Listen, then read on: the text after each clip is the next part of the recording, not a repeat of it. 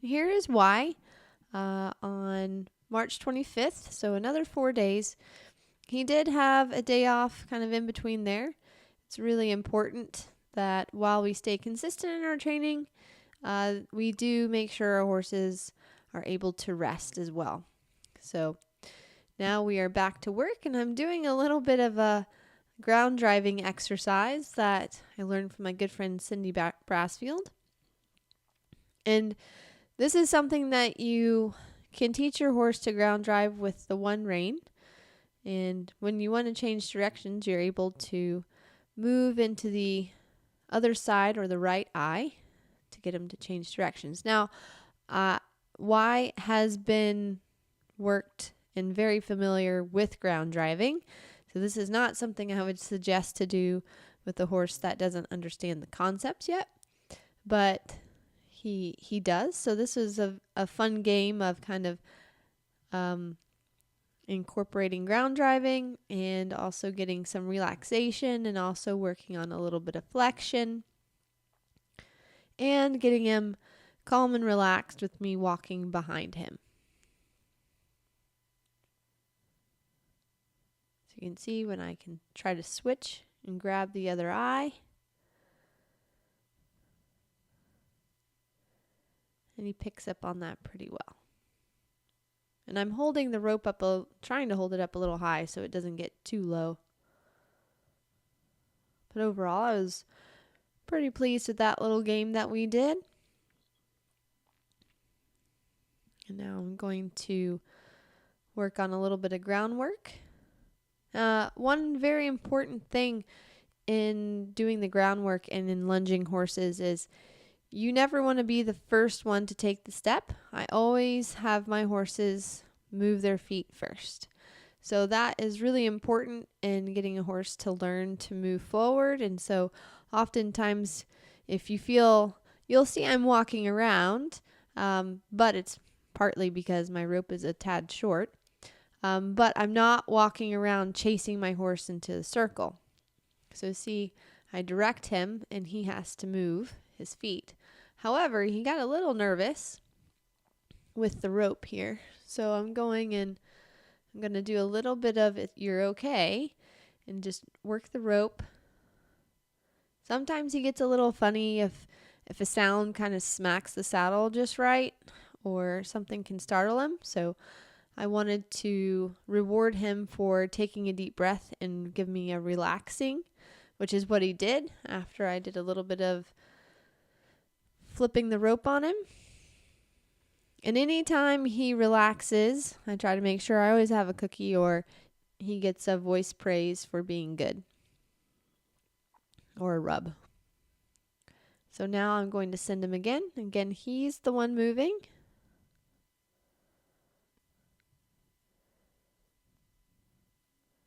And then ask him into the trot.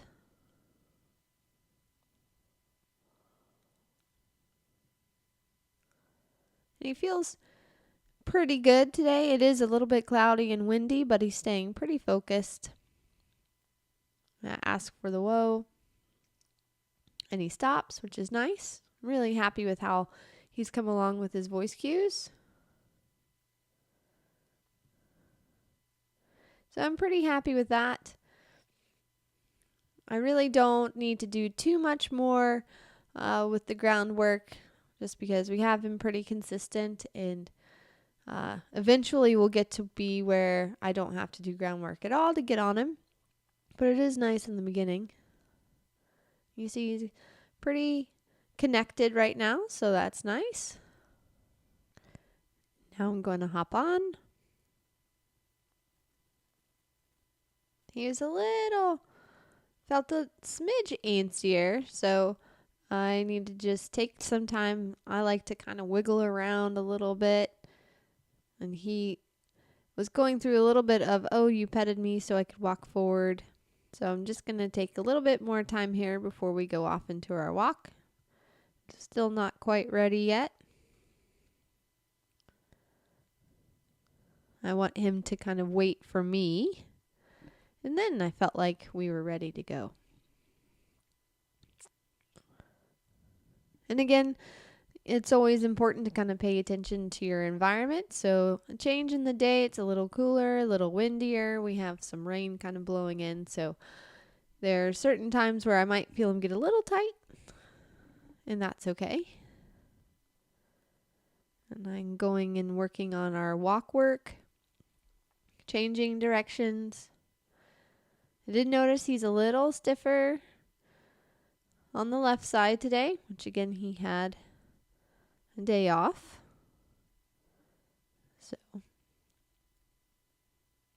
and sometimes when you're in the process of training, you're going to have good days and you're going to have okay days and you'll have mediocre days. So here, just changing it up a little bit, working on seeing if I can get him off my leg pressure and using the outside rein. So trying to isolate the shoulders to move around my leg. I have my left leg on now and using my left rein and then trying to do some half halts for him. And he's like, what? Doesn't quite understand. He gives me a couple of good steps.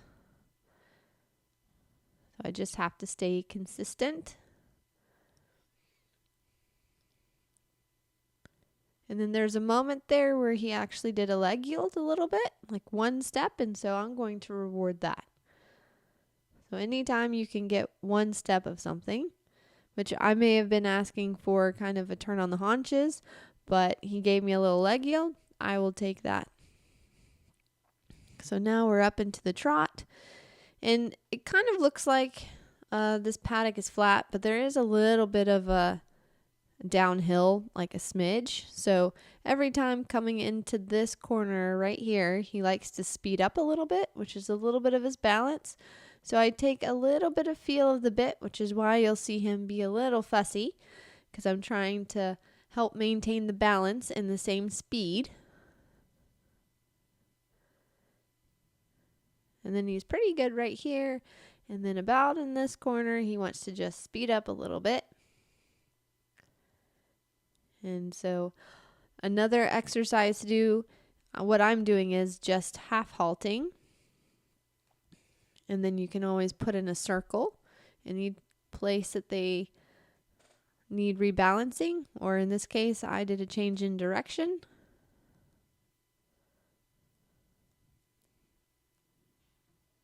And again, he's stronger on the right side. However, I did also have him bulging with his right shoulder in the one turn. So that's why you're sometimes going to see me do the change in direction there, just getting him to be guessing about it. And he gives me some really nice moments where he frames up, which is a really nice feeling.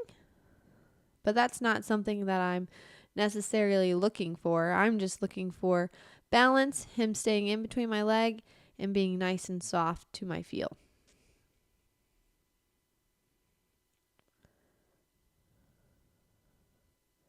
And I'm going to down my energy and ask for the walk. And I'm going to reward him for that with a pat. And then I like to go and pat his neck, pat his bum, kind of wiggle around a little bit. So I'm always kind of moving around.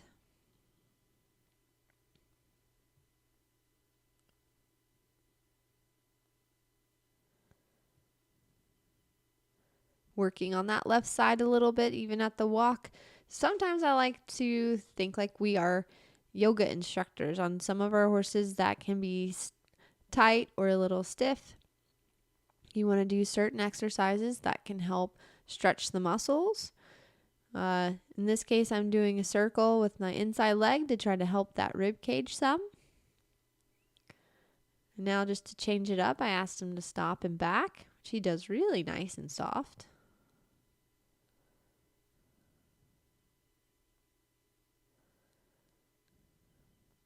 And then he took a nice deep breath, which is a really good feeling. There, he got a little nervous. It's always When a horse gets tight and nervous, you don't want to get tight and nervous. You have to make sure you just take a deep breath, stay relaxed, stay back behind them a little bit so they don't react to your reaction, which sometimes can be hard to do. Then I asked him up into the trot.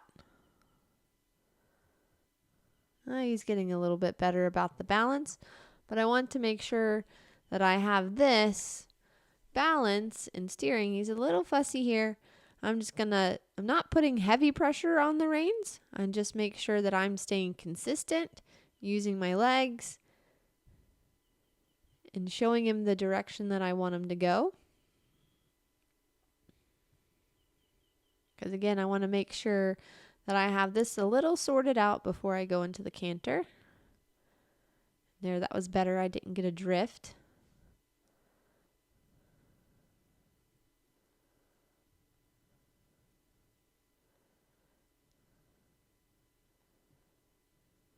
And that was even better circle.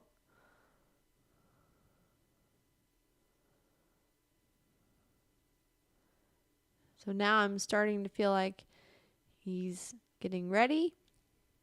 I'm going to prepare him.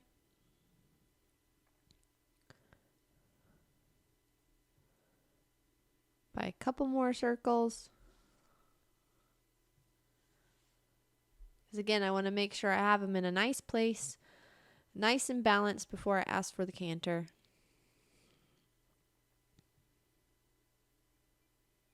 Now I'm going to ask for the canter. And he picked it up actually pretty lovely. This is the left lead, so this is his harder lead.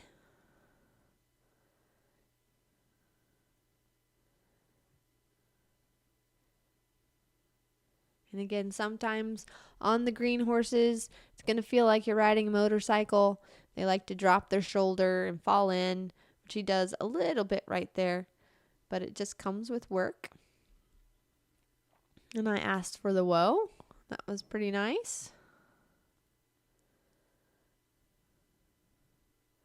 Change directions.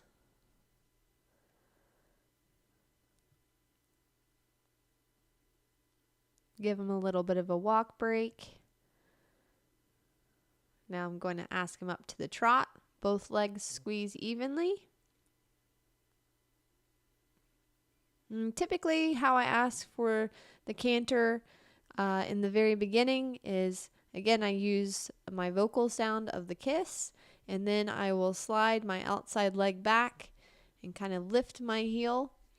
Sometimes you have to use a little bit more leg pressure on the little bit slower horses, which he can tend to be sometimes. But there I go, and I asked for the canter, and that actually came pretty nicely.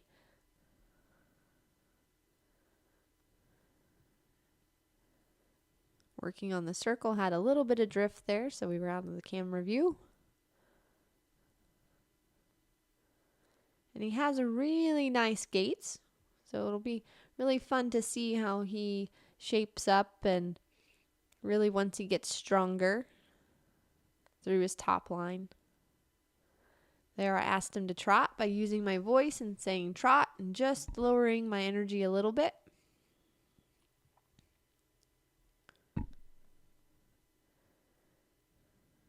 And there he was a little bit out of balance.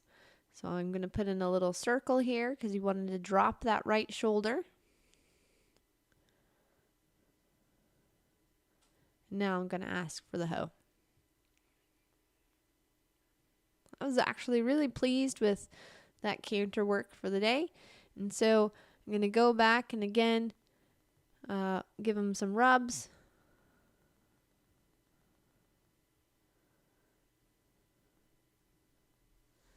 Let him do a little bit of walk. I like to kind of finish the same way I started, essentially, doing some nice walk work, changing in directions, giving him a little bit of a cool down.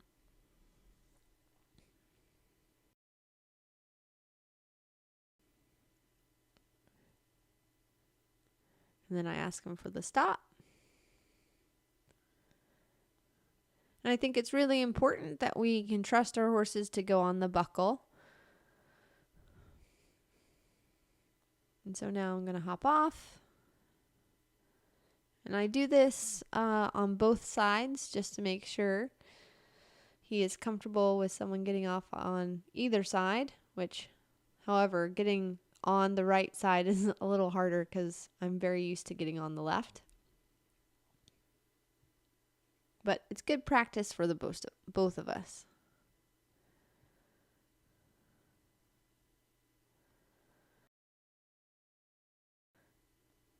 And to end up, we headed back to the barn and were able to herd some guineas. Herding guineas.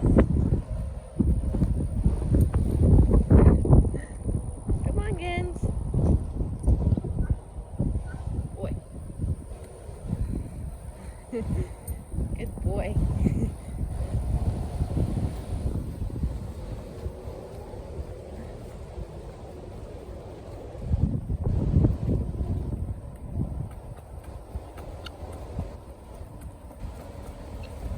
Good boy.